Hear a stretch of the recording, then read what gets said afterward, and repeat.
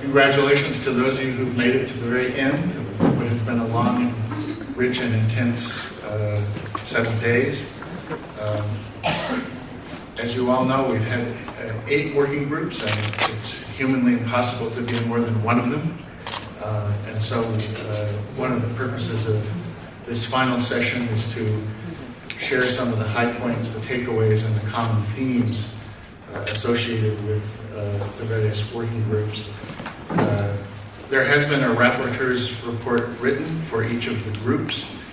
These will be available on the Pugwash website, accessible to all of you. So we're not going to read those reports out here. If you're curious, you can make your way to the Pugwash website and find a full accounting of each of the working groups. There are television crews in the room. However, we are proceeding on the usual Chatham House rules, meaning that questions, answers, and comments from the panel are protected by the Chatham House guidelines. The exception is my own remarks, since they wish to have a few bits of footage with actual audio. What I've been asked to do is kick this off by talking about some of the broad themes that cut across the various working groups that we all participated in. We were sent these reports in the wee hours of the morning, so I've done my best to pull out a set of broad themes, but ones I think that are quite consistent with the general Pugwash philosophy about how we can try to tackle some of the hard challenges, the hard security predicaments that bedevil this planet. So let me touch quickly on 5 themes and illustrate them a little bit with points from the working groups. I can't possibly recapitulate the pages and pages of ideas, thoughts, and recommendations that were sent to me. So I'm just trying to distill down a set of propositions that gets us started. One of the notable things that cut across a number of the groups is the proposition that the world suffers from a shortage of negotiated restraint, that there's a very substantial gap between what is desirable or what is useful on the one hand and what has been achieved on the other. And it was noted in a number of contexts that while there are occasional bright spots like the Joint Comprehensive Plan of Action with Iran, there are many more failures and disappointments to achieve the kind of negotiated cooperative arrangements that might enable us to more peacefully manage our security affairs.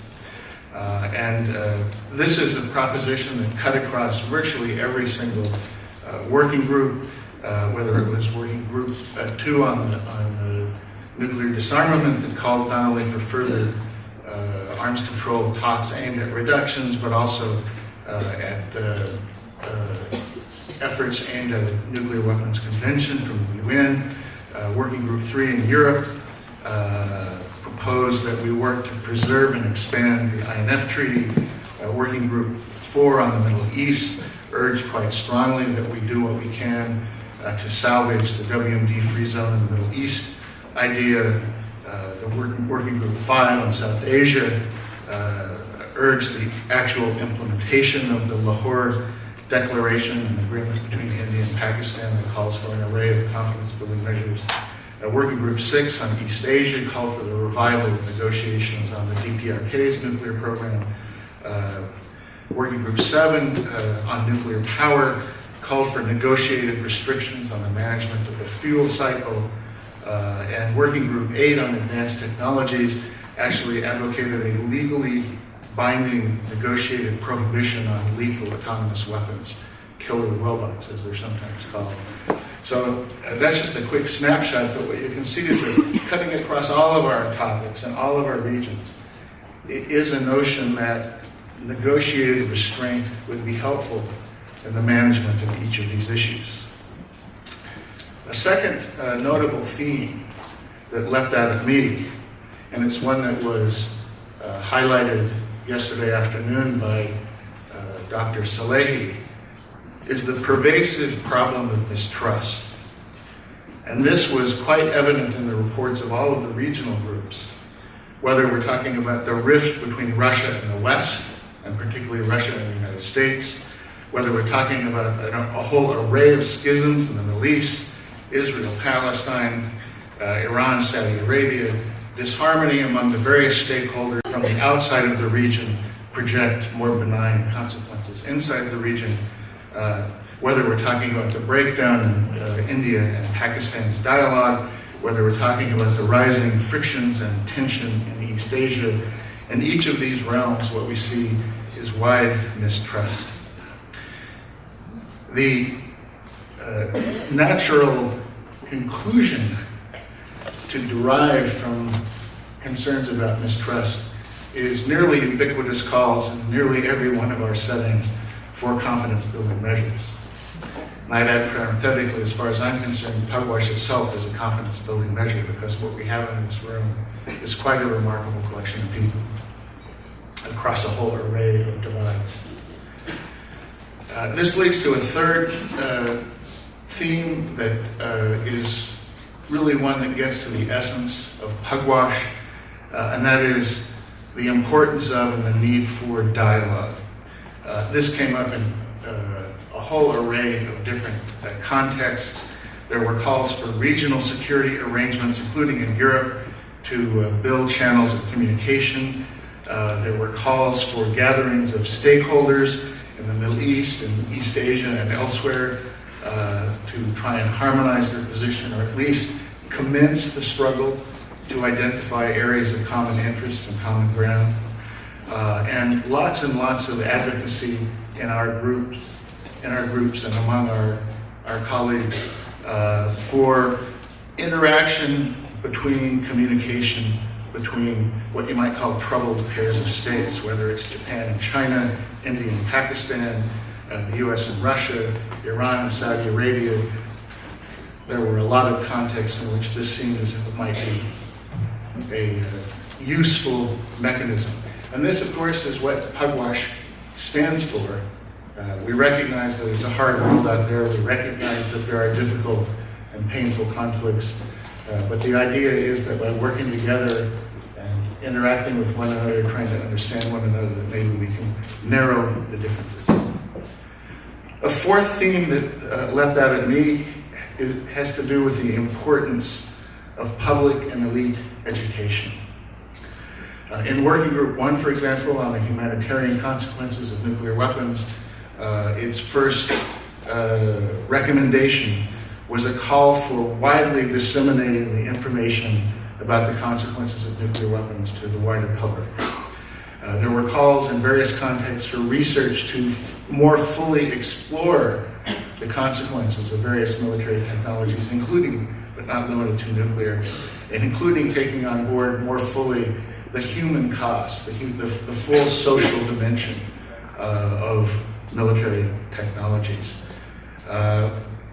With respect to educating elites, Working Group 8 seems to have had a very interesting discussion of how do we provide responsible advice to policymakers? How do you capture the range of uncertainty?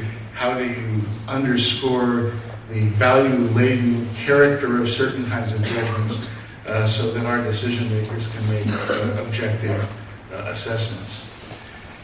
And cutting across several groups, including some of the regional groups, were explicit calls for greater efforts at public education on issues pertaining to military technology, nuclear weapons, and international security. And finally, a fifth theme that was particularly pronounced in our thematic working groups as opposed to the regional ones, but was not limited to those, had to do with the importance of preserving, enhancing, and where necessary, creating regimes that promote the prudent management of technology. Among the propositions that fell under this category were calls for an honest accounting of the costs and benefits of various technologies, a careful assessment of past accidents and mistakes so that we can learn as much as possible.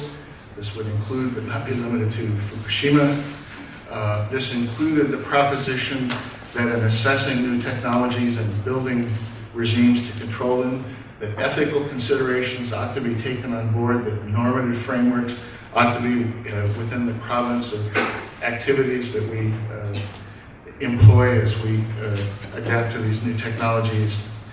And that in new realms, like lethal autonomous weapons, killer robots, cyber, various other dual-use technologies, that there is a need to create legal and normative structures that enable us to contain the potential adverse consequences of these technologies. So those, in my few minutes, were the 5 broad themes that I detected cutting across our working groups. The idea now is to have a conversation among the panel here. Our colleagues who chaired the working groups will have an opportunity not to read out reports, but to share high points and particularly key ideas about how Pugwash can act moving forward in ways that might promote more constructive results. We think we can do that fairly quickly and hopefully leave a little bit of time for discussion. So with that, I cede the floor to the panel. I don't know if there's anyone who would like to start. We don't have a pre-designated order here. Because perhaps in some ways the theme of Working Group 2 was absolutely central to what Pugwash is all about. The theme was nuclear disarmament, and what I wanted to stress really was the strength of feeling within the working group in favour of a legal norm against the possession and use of nuclear weapons. At first there were some in the group who questioned whether this was really the wisest way to proceed. They were more inclined to advocate a phased, progressive approach to eliminating nuclear weapons. But in the end, I think there was pretty much a consensus that the two approaches were not incompatible, that a legal norm could be made compatible with a phased approach. And the other thing that was also emphasized and is important is the continuing need for risk reduction measures pending elimination. I'm talking about de-alerting, about no first use commitments, about sole purpose commitments, and a slightly more recent theme, the need for a ban on cyber warfare against command and control systems. We also talked quite a lot about nuclear weapon-free zones, although to my mind they're as much a proliferation measure as a disarmament measure, a counter-proliferation measure. And there the stress was on the need to adopt a foot-in-the-door approach. One should be content to make modest progress initially, because experience had shown that a lot could be built on that initial modest approach. And specifically in connection with the Middle East, the recommendation from the group was that the UN should appoint a panel of experts to draft a model agreement for a nuclear weapon-free zone in the Middle East, and a special coordinator to facilitate a negotiation on that model agreement. Thank you. Renat, since that raises the whole nuclear realm, that goes well with the humanitarian working group. Why don't you take the floor? Yeah. As you said, most part of the discussion was on the need to raise awareness on the consequences of the use of nuclear energy, military use, nuclear test, of course, but also the radiation, long-term radiation hazards from nuclear energy. And we stress the need to educate all segments of the society, be it the political leaders, the general public, but also military planners. And so one of the first discussion was the need that all data should be made available, because there is still a lot of data on biomedical consequences which is still secret, and this data on the use of nuclear weapons and on the tests in the Bikini Islands, or all nuclear weapon sites should be absolutely made public. Another issue was the need to have comprehensive studies made by international bodies such as the World Health Organization, the World Meteorological Organization, and the Food and Agriculture Organization. And as you know, the World Health Organization cannot publish any data on health impact related to radiation hazards without the approval of the IAEA. And we think it is very important that these studies should be completely independent. And the last points were, of course, on the need to keep the momentum on the studies, I mean the awareness on humanitarian impacts, and we thought that Pugwash should organize workshops including experts of all around the world, because very often it's mainly experts from a few countries, but there is data available in many countries. And in this workshop we might include also military nuclear war planners to discuss, which kind of nuclear plan they had and how, if it is ever possible, to respond to long-term impacts of nuclear weapons. Thank you. I think it makes sense to stay on the nuclear theme, and I'm going to ask Vic to talk about the civil nuclear power angle, which of course the intersection between civil and military is one of the critical issues in the non-proliferation regime. Before I cede the floor to him, I will, at his behest, underscore something that he thought was quite remarkable, which is that the Civil Nuclear Power Working Group unanimously agreed without a single dissent that reprocessing should be prohibited. Vic, over to you. You took the words out of my mouth. We conducted what you might call a post-Fukushima evaluation of nuclear power. And as Tatsu reminded us, the accident isn't over. 100,000 people still can't go back to their homes. So the human impact is still ongoing and will be ongoing for a long time. And that's something to consider in addressing new nuclear commitments. When it came to such new nuclear programs or expansions of existing programs, the reaction of the group, I mean, there's a certain spectrum of views, but basically, I would say the word that captures the response is caution. That we ought to proceed with caution. As Sharon put it, in the past, the advantages of nuclear power have been exaggerated, and the costs have been understated. And what we need is a much more honest evaluation that people can understand. If I had to pick one item out of the group, it would be the one that Steve mentioned. We agreed that all reprocessing in all countries, weapons, non-weapons, civilian, weapon states, non-weapon states, all of it should cease in view of the dangers of increased availability of plutonium and the lack of economic utility of it. This is really important for a number of reasons. One is, in Japan here, they are more or less on the verge of opening up a large commercial reprocessing plant. Not clear, they've put it off several times, but I think a Pugwash statement along these lines, or recommendation, that such reprocessing cease could play a role in that decision. I think it's also interesting that Dr. Salehi, in his remarks, dismissed the usefulness of reprocessing, at least at the present time. And I think that adds to the force of that recommendation. Thank you. Thanks, Vic.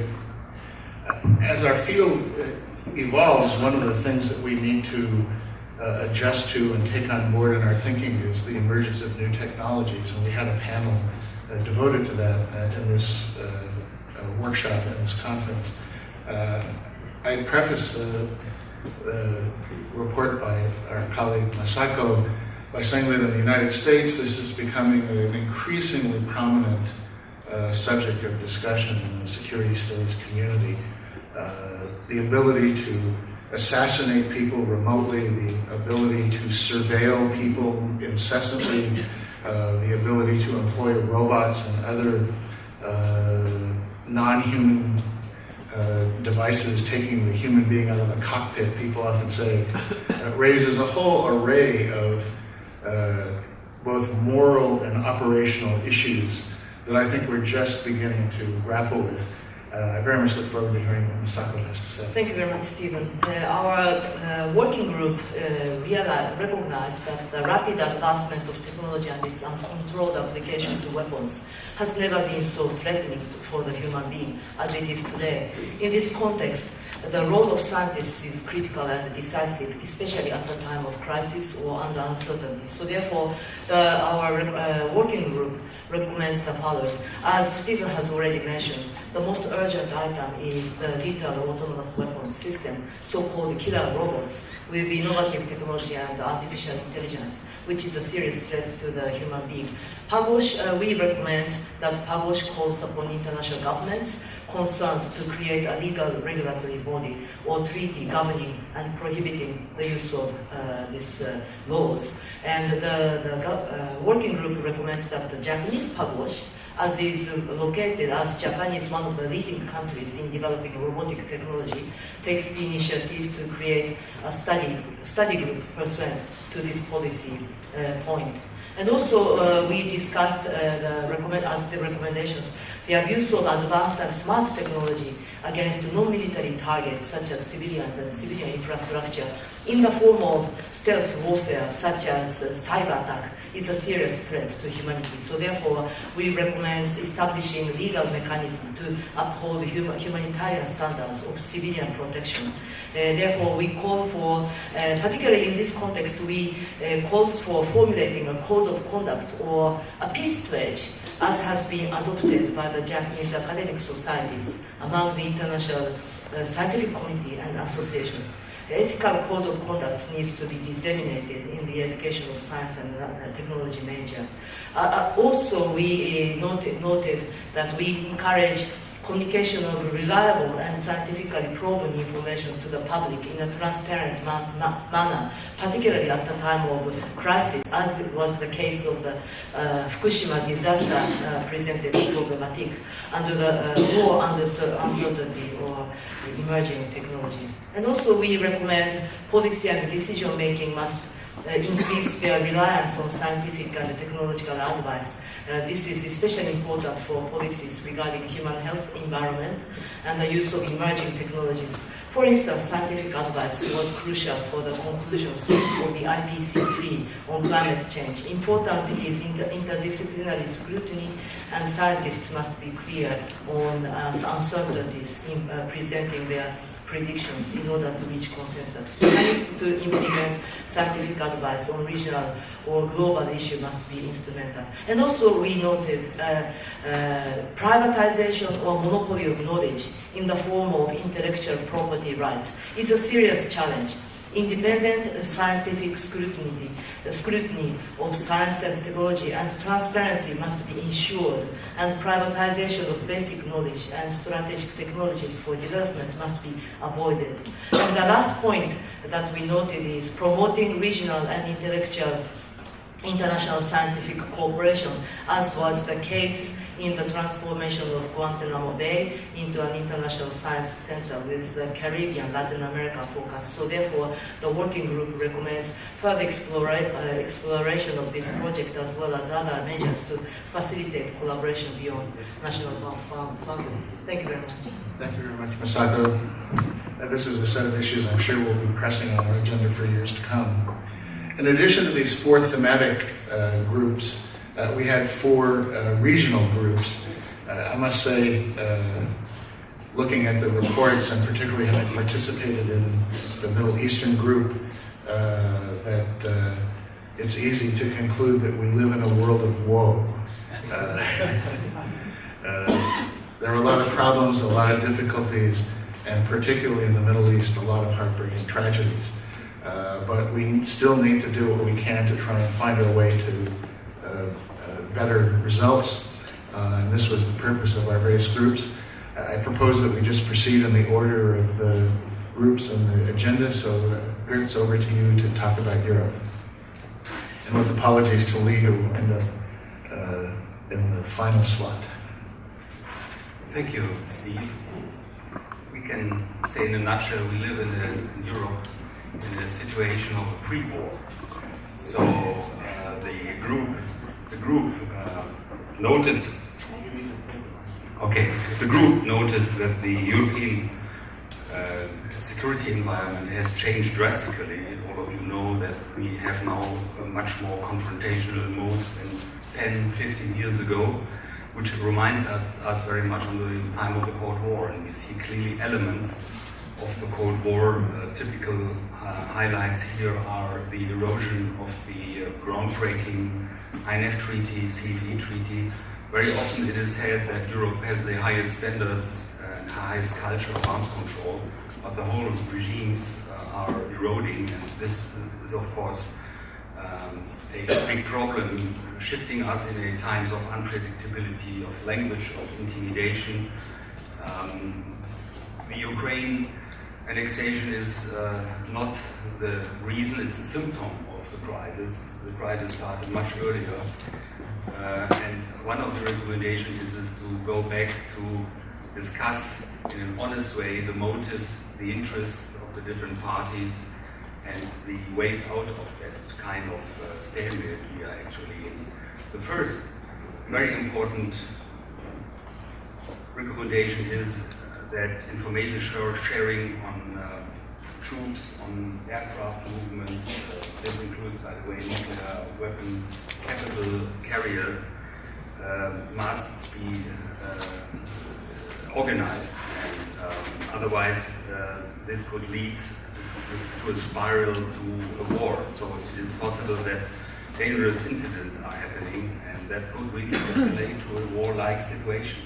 So information sharing on all these things is important. In older times, this was done under the Vienna document, the CFE Treaty, other regimes, but these regimes are suspended. Pugwash can build, I think, we think, stronger ties to the Baltics, to bring together Baltic countries with Russian counterparts. NATO allies are demanding for security guarantees. There is a debate, at least from the NATO side, to redeploy nuclear weapons. These are sole voices, but this can very fast spread up to an escalation which we only know from the times of the Cold War. So we think that also Pugwash can help to revive the dialogue between NATO and Russia, especially to discuss the deeper reasons of mistrust, and could also reopen the debate on ballistic missile defense cooperation and scientific-based dialogue on the role of ballistic missile defense in Europe. We heard several days ago that this is not only a European problem, but also a problem for other regions, Middle East, Asia. So I think we can learn from each other here, and we should use our scientific expertise to show that these kind of defenses are not very reliable, and that they are very provocative to others, and that they can, in the long run, undermine strategic stability. But we also have to discuss what strategic stability means on a regional level and also on a global level.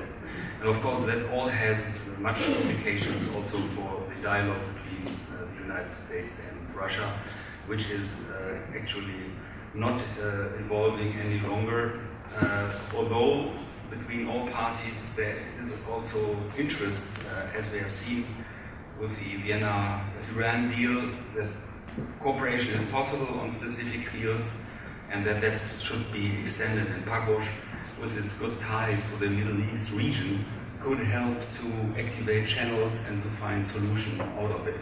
We also found that the destabilization in the Middle East, the MENA region, has also security implications for NATO and for Europe. So NATO and the European Union should also start discussing what that means. And I do not mean only the refugee crisis, which is a problem for countries like Turkey or also Germany, but also the reasons, the root causes of the conflict which trigger these kind of mass movement. Then it is important to educate the public about the B-61 modernization in the United States. This modernization, if it comes into the being, could trigger dangerous development. So Pugwash should reach out to the policymakers and take a leading role in informing members of parliament and general public to create momentum to withdraw the so-called non-strategic nuclear weapons from Europe, which might now become a long-term project, unfortunately, given the current confrontation. But we should not give up. On the contrary, Pugwash should organize various workshops on these kind of issues. The INF Treaty was already mentioned by Steve, should be preserved, and we need an honest technical dialogue between technical experts of the US and Russia to understand the accusations which are there, and why not launching a discussion on further limitations on long-range cruise missiles. These are partially prohibited by the INF Treaty with on the ground-launched cruise missiles, but this is not the case for sea-launched cruise missiles and air-launched cruise missiles. And we know from the United States that the Navy made a proposal to procure 1,000 new cruise missiles. So I think Pugwash can bring here technical expertise. The last 2 points here are: first, there was a proposal to facilitate shaping a kind of code of conduct to tone down antagonistic propaganda campaigns. Media on both sides are using very drastic accusations, and that's a very dangerous development. Then we think that in the long run we have also to discuss the security architecture and how to integrate Russia. This has not really succeeded, and we have to understand the motives, the interests, and the further ways out of it. One of the fora, I mean, it's always important to have fora which can articulate that, and the best may be the Organization of Security, OSCE, Security Cooperation in Europe. So one should try to bring the parties closer together to find regulations in areas such as the Vienna document, such as the Open Skies Treaty, such as the CFE Treaty. So in summary, we find also we need an honest dialogue, and we need more activities to understand each other's motives and to reactivate the toolbox of arms control, the ideas which have been created during the Cold War. Neutral is not a good weather thing. And in terms of crisis, we see that the current architectures in Europe really failed. They are not working. They are not really, even in the time of crisis, preventing things.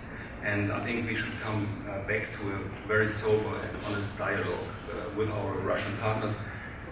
It was interesting to see that the group didn't consist of any Americans. So that shows a little bit that the US seems not to be so much interested in Europe any longer, which is maybe good for other regions. But if that is a solution, if we have subjects like ballistic missile defense, technical nuclear weapons, and other kind of stuff, which is more or less American origin, and which has not only regional implications but also global implications, then I think it is also important to have in mind that the United States must show a lot of responsibility. Thank you. Thank you very much, Gertz, for that excellent overview. Some years ago, in the aftermath of the Cold War, Barry Buzan proposed a framework which suggested the world was being divided into a zone of peace and a zone of conflict. I think Gertz's presentation reminds us that the zone of peace is no longer so reliably peaceful. And this is a reality that really ought to concern us, and actually hews to one of Pugwash's great strengths, which has been to work across that divide between East and West in Europe. We turn now to Arnold and the report from the Middle East group for a perhaps even less hopeful report. Thank you very much, Steve. Good morning, ladies and gentlemen. The working group, which I had the privilege of chairing together with Professor Josko Kulida, had to look only into the Middle East and Africa. We could, as you could imagine, only scratched the surfaces of a few countries. We did not look at sub-Saharan Africa, we looked practically not at North Africa, but we concentrated more on the Middle East. What we tried to identify was a few trends, and you notice the first trend is it's a region full of conflicts. Practically every single country is currently involved in international armed conflict or in internal armed conflict. Then we saw that together with this conflict there's an enormous fragmentation that goes on within the societies, fragmentation within the region, within the sub-regions and within societies, and within the society within factions. But at the same time we also realized that these conflicts bring into the region a new set of actors. So we think all this has to be taken into account. When we speak about conflict, we speak about disengagement, we speak about breeding mistrust, and that brings us to the second set of recommendations which Steve has outlined in the beginning. It's not surprising that practically all our recommendations, or the majority of our recommendations, fit into the larger grouping of confidence building measures through dialogue. We have realized that in such a scenario, traditional work of Pugwash, like nuclear disarmament, especially after the successful conclusion of the GCPA, take a backseat. On CDM, we looked at various conflicts, and we thought that the Palestinian-Israeli conflict should deserve greater attention, partly to the humanitarian tragedy, partly because deprioritization in the international agenda is actually fueling the frustration that leads to a new conflict. So we think that in this context, it is important not only to look at dialogue between Israel and Palestine, but to look at dialogue between different groups within the societies. And here, particularly, Palestinian reconciliation and reunification is seen as a precondition for a successful dialogue between Israel and Palestine. We also think that the GCPA is a very good and successful step in the right direction, towards fostering security in the region, but there are risks associated with its implementation. Probably some of these risks could be mitigated through dialogue between Iran and between some of the countries who feel that the national interests may be compromised. I'm referring in particular to the GCC member states. So a dialogue that would bring Iran and GCC member states together on issues like nuclear safety or on the impact on the region of the GCPA might be helpful. We also outlined a few ideas in relation to Syria, and here we think it is important that we acknowledge the changed reality of actors in the Middle East, and that we look into a broad stakeholder engagement that brings together the P5 plus 3, so that would be an important step. So we have to look basically that we get all around the table who were involved in Vienna and try to find solutions that take into account their respective national interests. A second set of recommendations looks at investment, and this links to what you said. We have to invest in education. We think we have to invest in the first group, which is the youth, which is desperately neglected and very much frustrated in the region. One very concrete proposal was outlining that, particularly in the Palestinian context, it might be helpful to set up a strong young Pugwash group. Investment in human resource capabilities may also be needed in the context of Syria.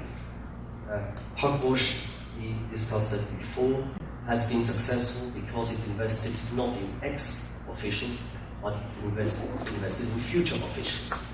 So we may have to identify persons with potential and look how they could be trained in a time when we are integrating before assuming later important roles in running large organizations and in managing change.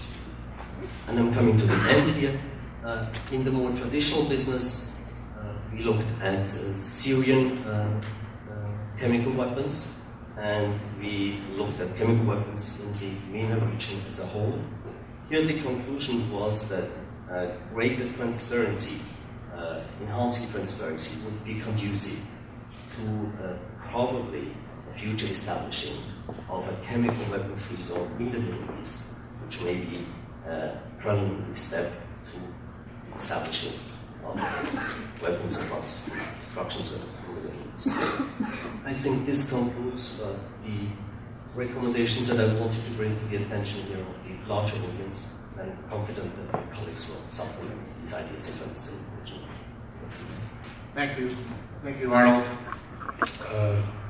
As many of you will know, Pugwash is very active in the Middle East. I'm proud to say that we do as much as we can within the limits of our resources. We're a small and not very rich organization, but we try hard.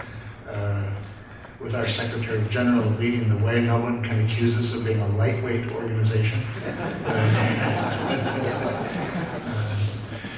But in truth, and this was very much vivid in our discussions, what we've seen in the Middle East is a breakdown of the international order, the breakdown of the domestic political order in a number of our societies,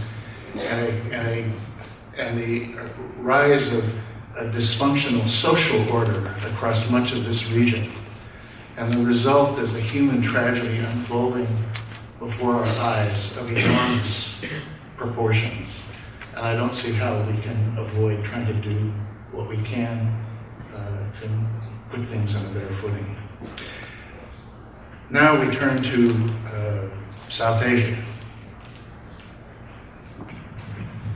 Thanks, Steve. Good morning, all. Just before the panel, I was telling Steve that if you study conflict in South Asia for a living, you've got the most secure job. Because you're guaranteed to see India and Pakistan not grow up by the looks of it, unfortunately. So the suggestions of our group, started from the very basic in some ways. And I'd like to sum up our discussion in 3 conceptual points, if I may. One, the conversation about confidence building measures. And Steve, you rightly mentioned Pugwash itself is a CBM of sorts. On the other hand, I think there was also some commentary about the value of CBMs if they are not implemented in letter and spirit. South Asia has a very interesting characteristic where there are any number of CBMs between India and Pakistan that actually have never been seriously taken up beyond putting them on paper. So at what point do CBMs become an exercise in and of themselves just to look good rather than to bring positive change? I think this is an important question to ask in the South Asian context because a lot of good ideas are there on paper. So every time groups like us sit down, we can pretty much say they need to do what they've agreed to do. But somehow they never move to doing that. And I think there's a conceptual argument to be made here that CBMs are crucial, must continue. But CBMs are not enough by themselves, and thus states also need to be held to implementing what they may have agreed either by their own accord or under international pressure. And South Asia has a particularly dismal record in that. Tied to that is the conversation. I think we had a bit of this in the speech by General Kidwai, the Pakistani former Director General of the Nuclear Program, the cause and effect debate.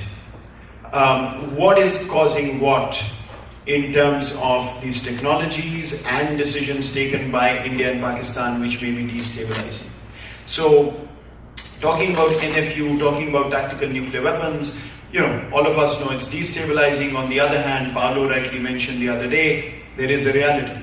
And we also, to my mind, unfortunately, heard nuclear weapons being called the weapons of peace. Now, to me, there's a problem, but there's a reality attached to it. How do you get around that? I don't think you can just by having normative conversations of NFUs bad, tactical nuclear weapons are bad.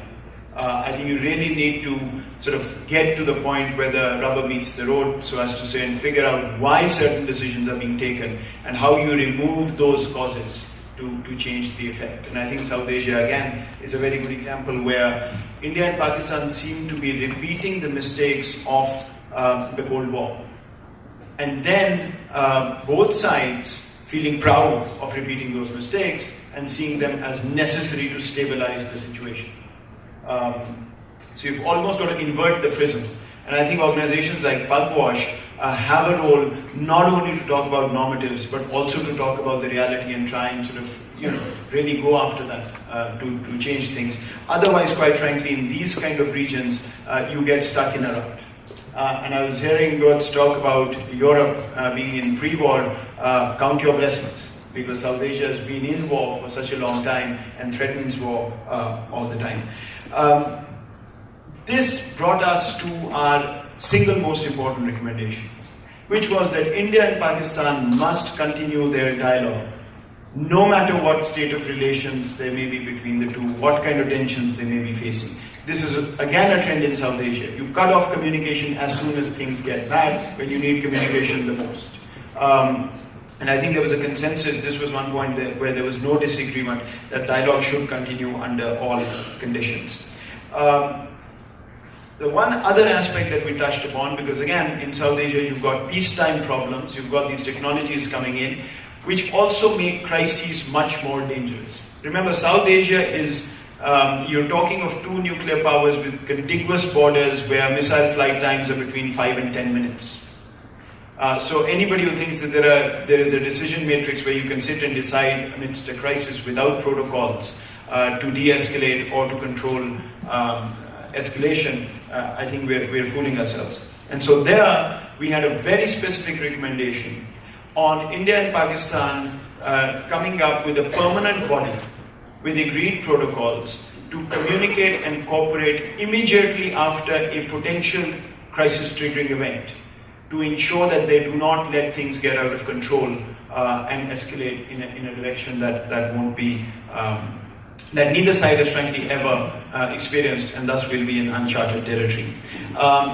And tied to that, to reduce the possibility of unintended use of any nuclear weapons, given that there are tactical weapons now in the mix. The other suggestion was to ensure that the nuclear command authorities of both sides have tight control over decisions to deploy and use at any point, whether peace or crisis, whether tactical or strategic weapons. So essentially, CBMs, but implementations of CBMs, dialogue at all costs, and both crisis prevention, but then strong crisis management protocols in place. Those essentially the sense. Thanks. Thank you very much.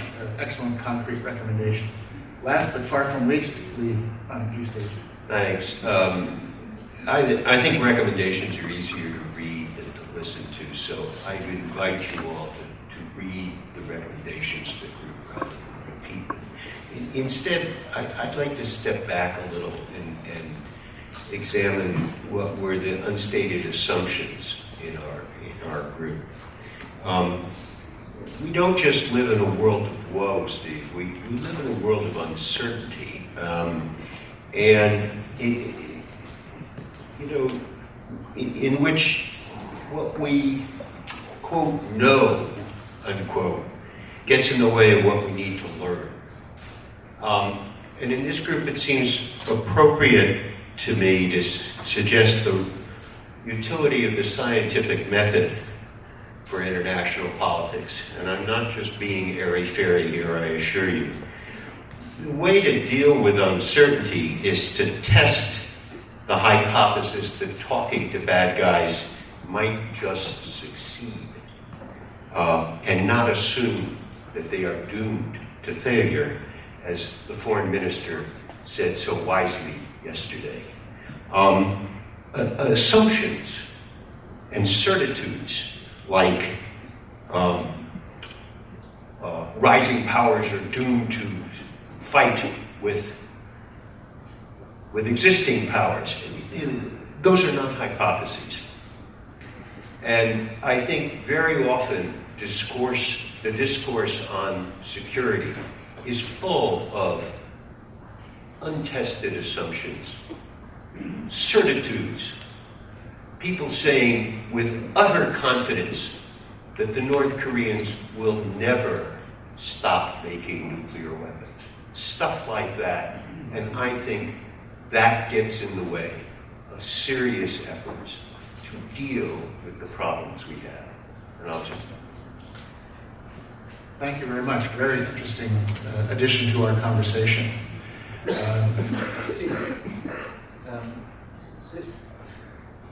Since several of the panelists have reported relatively comprehensively, there are 2 or 3 very short points that I think members of my working group would want me to report. I didn't do so initially because I thought you wanted us to be very short. One relates I did and I do. Yeah, you rather allowed others to go on at some length, so I'm going to assert a right to add. The 1967 Outer Space Convention will be enjoying its 50th anniversary in 2017.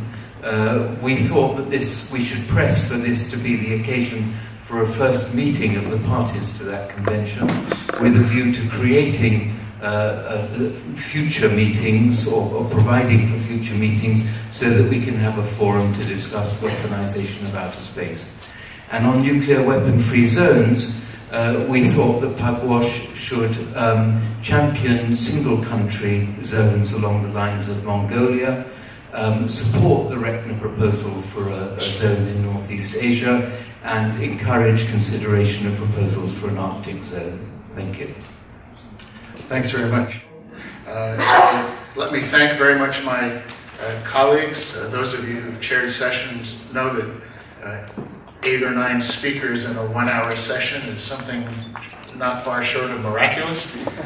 So I'm very grateful to my colleagues for being concise, but also for providing very thoughtful overviews and discussions of the groups. Thanks to you for your patience and your comments, and now we will turn to the next session.